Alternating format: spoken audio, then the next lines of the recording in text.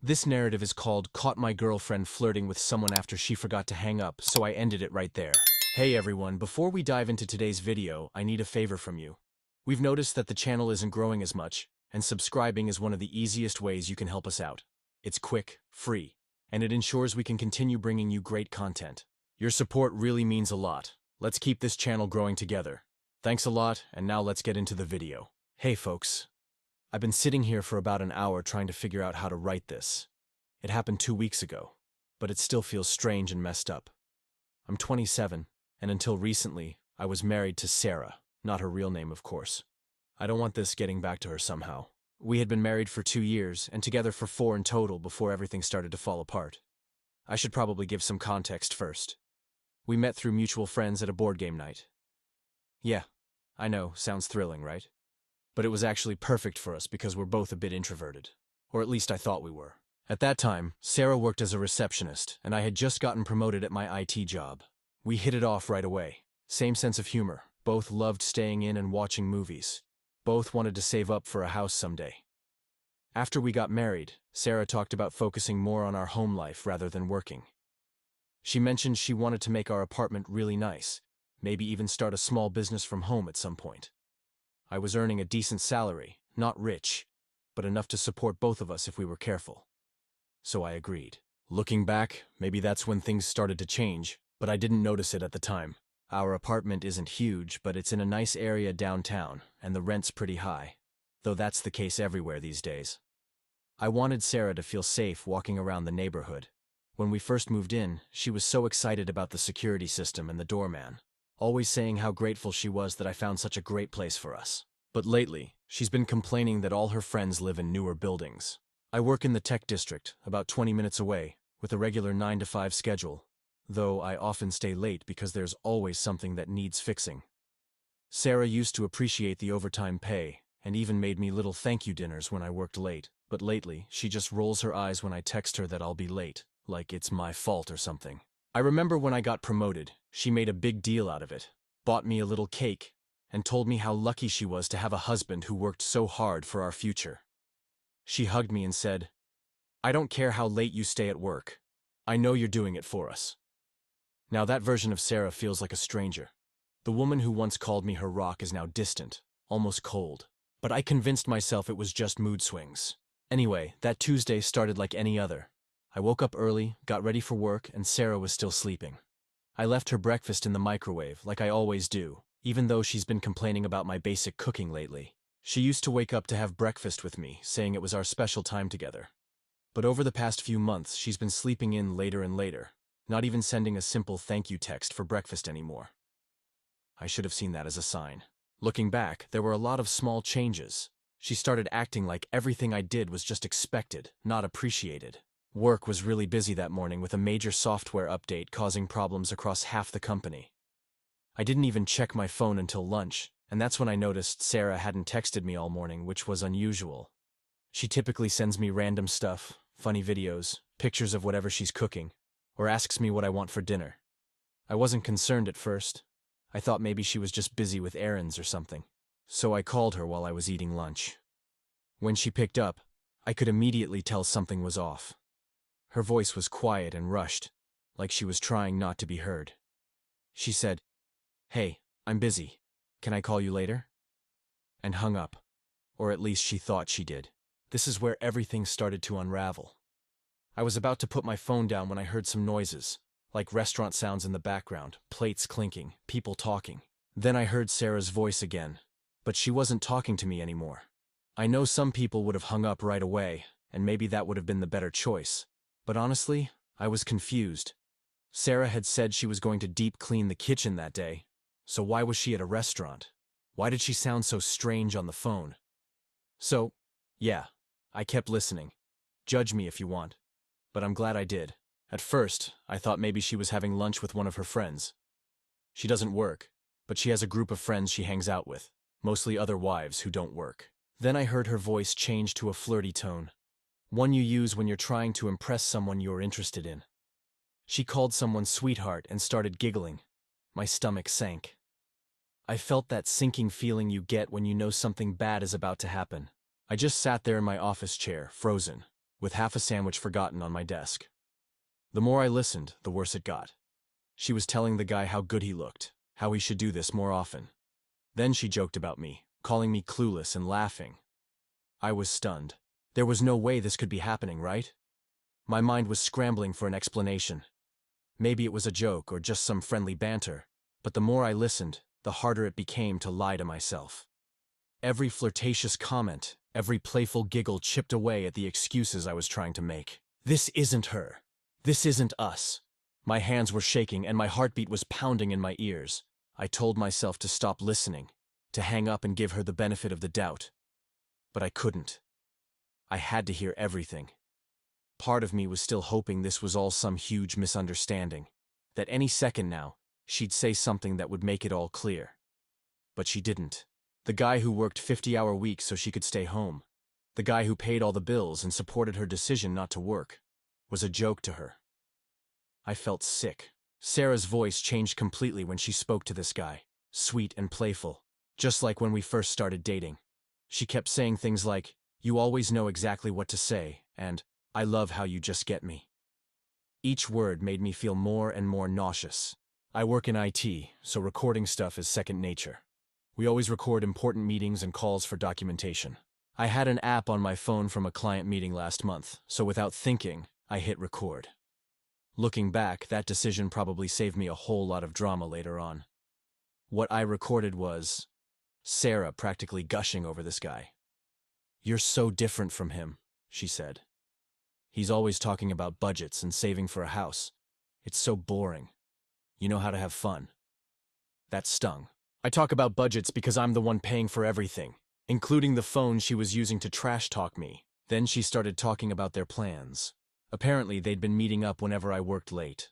Those extra hours I'd been putting in to give her a better life. She was using that time to see him. Real nice, right? Remember that promotion I was working toward? The one she said she was so proud of me for getting? Yeah, she told him it was annoying how much time I spent at work. The worst part was hearing her laugh. Full-on laughter, not just little giggles.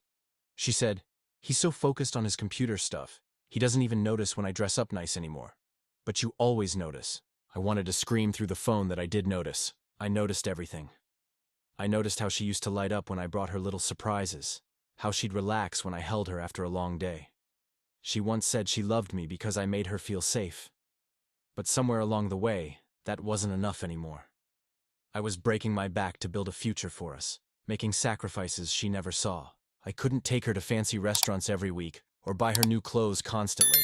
Not when I was the one keeping a roof over our heads and making sure we had stability. And now, she was laughing at me with another guy. They kept talking, and I kept recording. Part of me wanted to hang up, but I knew I needed proof. Reddit taught me that much. Always get evidence. Then I heard something that made me sit up straight. "This new bistro is amazing," she said. "Thanks for bringing me here." I immediately knew it was that fancy place that had opened near our apartment last month. The one Sarah had said was a waste of money when I suggested taking her there for our anniversary. Guess it wasn't too wasteful for her date. I knew exactly where they were now. I had to act. I texted Steve from work, saying I might need a few days off due to a family emergency. He replied immediately, "Got you covered, man. Take care." At least someone in my life wasn't lying to me. Walking into that bistro was the longest walk of my life. The host tried to stop me, asking if I had a reservation, but I just walked past him. I could still hear Sarah's voice through my phone, but now I could hear it in person too, coming from a corner table, partially hidden by some plants. The sight of them together is burned into my mind now. Sarah was wearing a blue dress I'd never seen before, her hair done up nicely. Not the messy bun she usually had when I came home from work. She was leaning in close to this guy, playing with her necklace, the way she used to do when she was flirting with me. Exactly as you'd expect. Expensive watch, designer clothes, perfect haircut.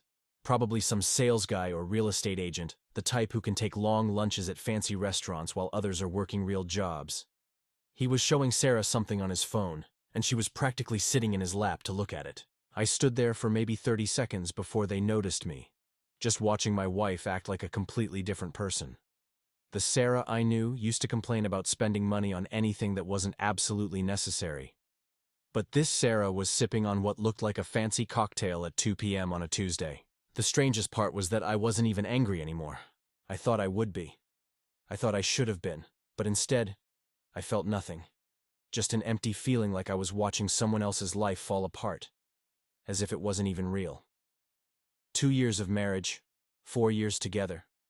All the late nights I spent working overtime, all the times I put her needs before mine, all the things I sacrificed so she could have what she wanted. It didn't matter. It felt like every compromise, every effort to build something together had just disappeared. And at that moment, it hit me. My marriage wasn't just struggling. It wasn't something that could be fixed. It was already over. As I walked toward them, Sarah saw me first. The color drained from her face so quickly I thought she might faint. Her date was still focused on his phone, completely oblivious. Then she knocked over her drink, which got his attention.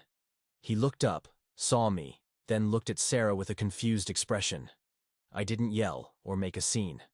I simply walked up to their table and stood there. The restaurant wasn't crowded, but a few customers definitely noticed something was about to happen. A waiter even stopped mid-step, likely debating whether to call security. "Having a nice lunch?" I asked, my voice sounding strange, like it wasn't even mine.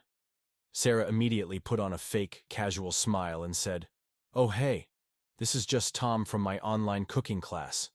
We were just discussing recipes." Her voice was all high-pitched, like when she's trying to get out of something. "You should join us." Tom looked confused, probably wondering why she was acting so strange. Then, Sarah kept talking. "We're actually planning a surprise dinner for you. That's why I've been so secretive lately." Watching her create lies on the spot was almost impressive. "A surprise dinner?" I asked. "With the guy you've been calling sweetheart for the past hour?" Her fake smile froze. "What are you talking about?" she asked. Tom started glancing back and forth between us, clearly trying to figure out what was going on. I pulled out my phone. "You forgot to hang up earlier. I've been on the line for almost an hour now." The color drained from her face again, and Tom's eyes went wide as he finally understood. "Wait, you're her husband?" he asked, shocked. Sarah quickly cut him off. "Tom, don't... This isn't what it looks like."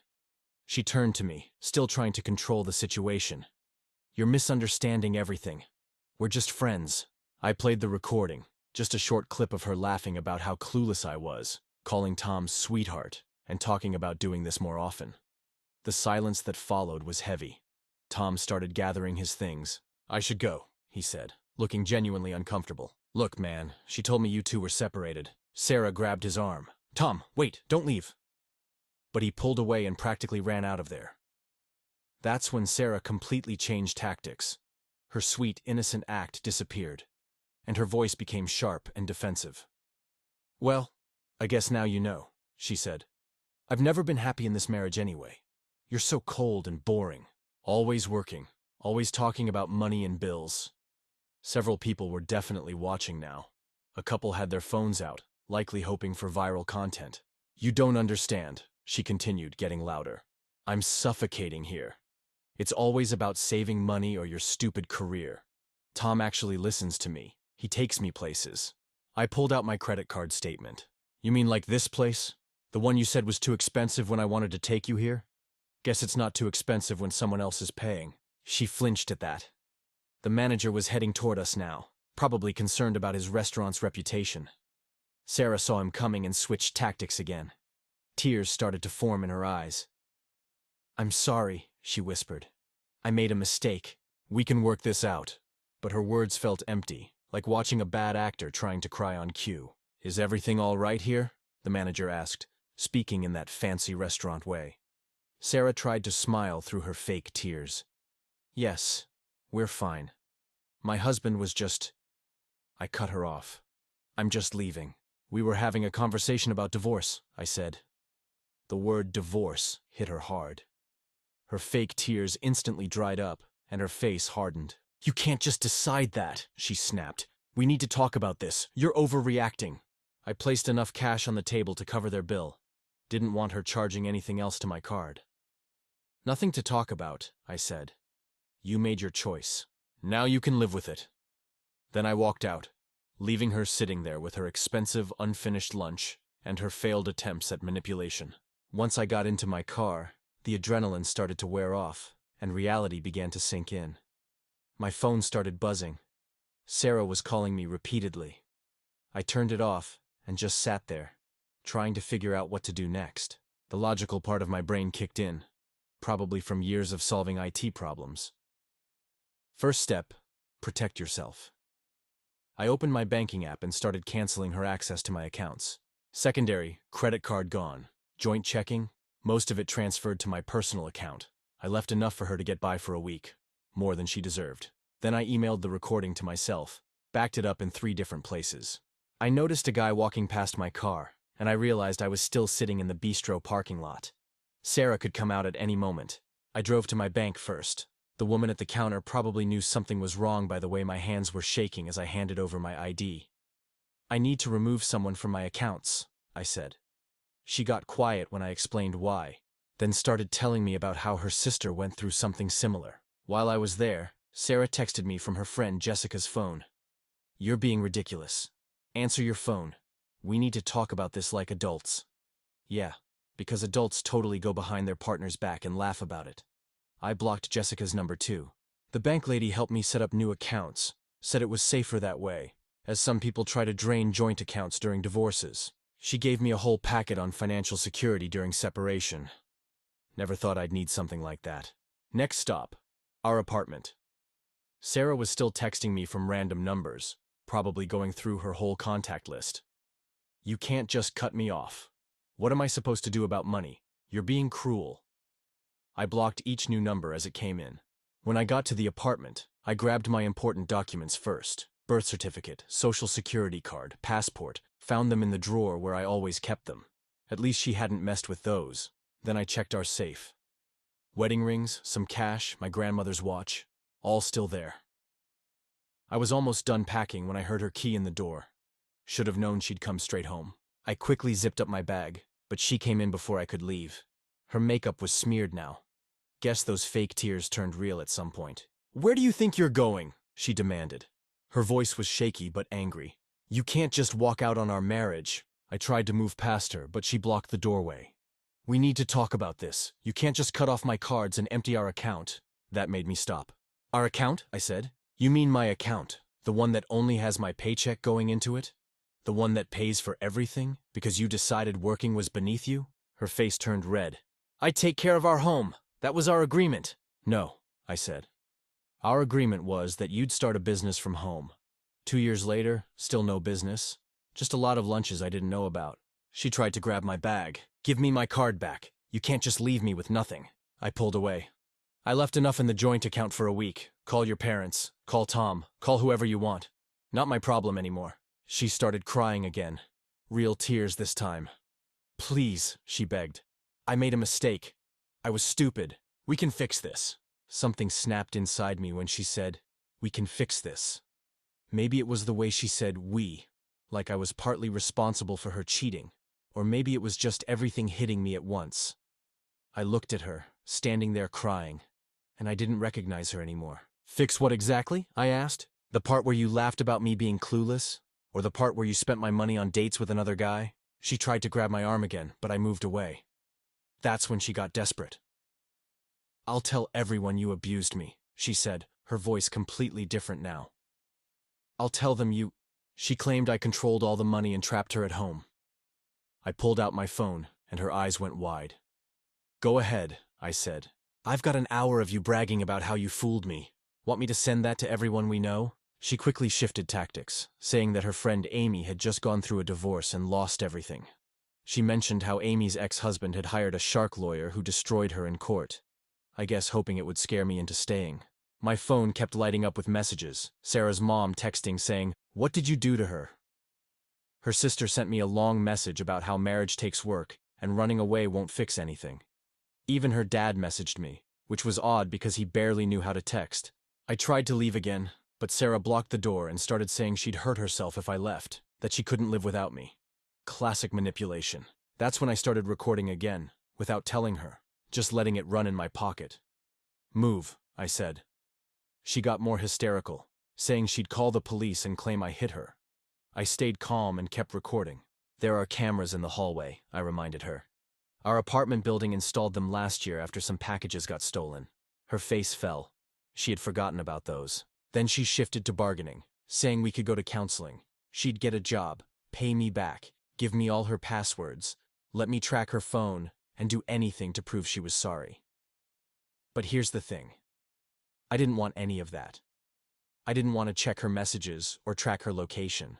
I didn't want to be the controlling husband who monitored his wife's every move. That's not a marriage. It's a prison for both people. I already called my parents, she said next.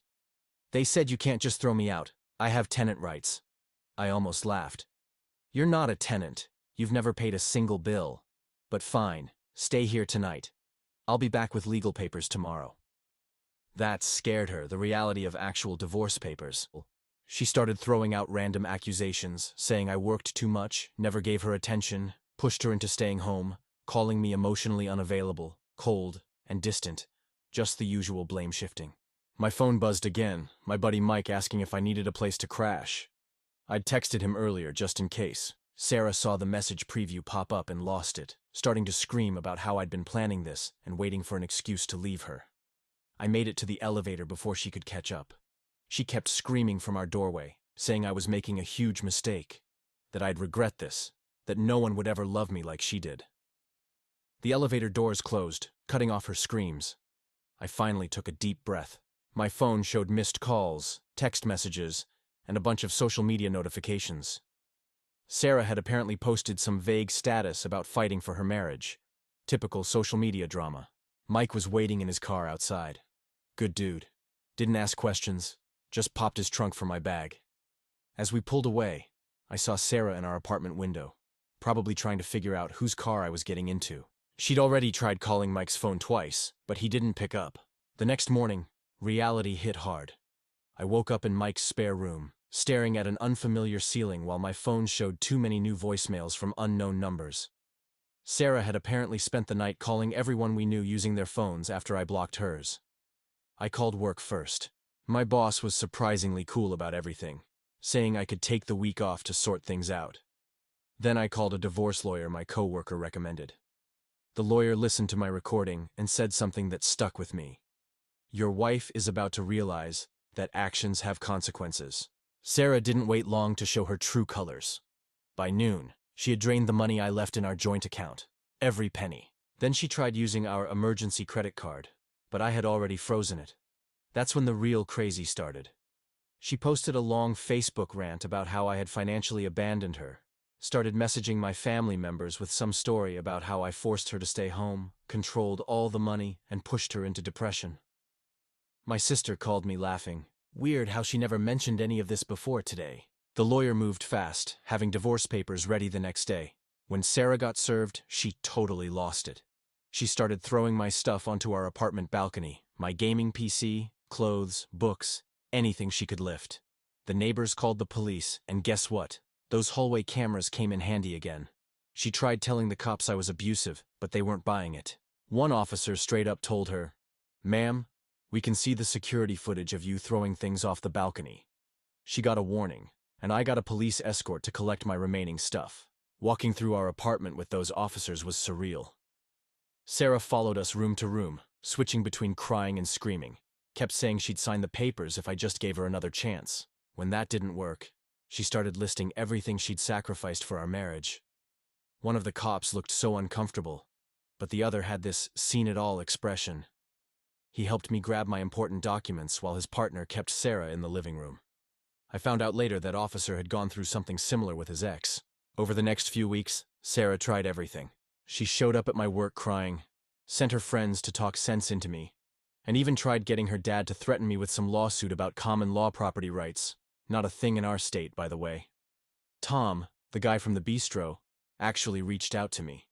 He sent proof that Sarah had told him she was separated and finalizing her divorce. I guess he felt guilty. He had texts showing they'd been meeting for months. More evidence for my lawyer. The divorce itself was pretty straightforward since we don't live in a no-fault state. Once Sarah realized she had no leverage, the recording shut down any claims about abuse or control. Her lawyer actually told her to settle after hearing it. She left with basically what she came in with. Her personal stuff and her car, which I signed over to her just to be done with it. That was 4 months ago. Last I heard, Sarah moved back in with her parents. Sometimes she still makes fake social media accounts to check up on me, but that's about it. She tried dating Tom again, but apparently He wasn't interested in someone who couldn't fund their own fancy lunches.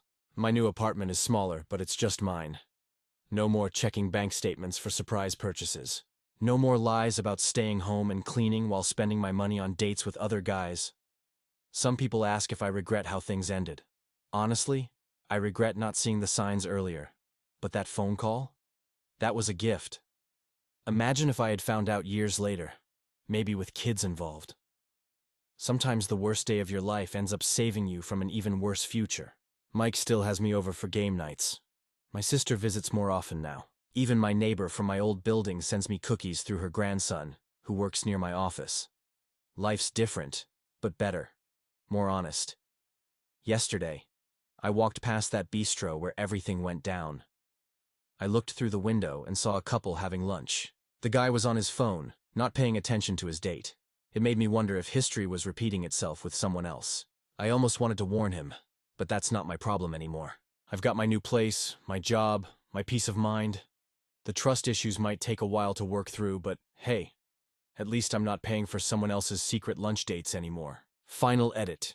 Thanks for all the support, Reddit. Writing this out helped more than I expected. To everyone asking, yes, I'm doing better now. And to those going through something similar, save everything, record everything, and don't let anyone make you feel crazy for protecting yourself.